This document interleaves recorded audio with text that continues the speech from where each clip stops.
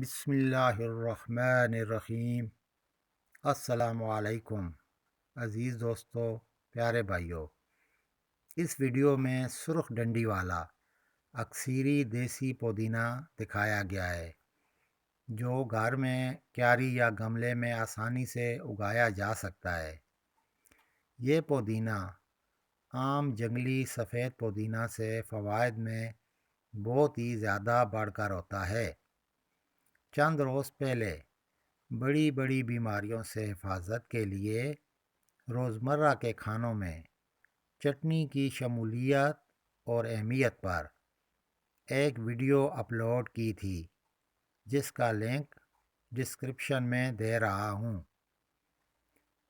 اس چٹنی میں اگر یہ پودینہ استعمال کیا جائے تو انشاءاللہ بہت ہی مفید ثابت ہوگا۔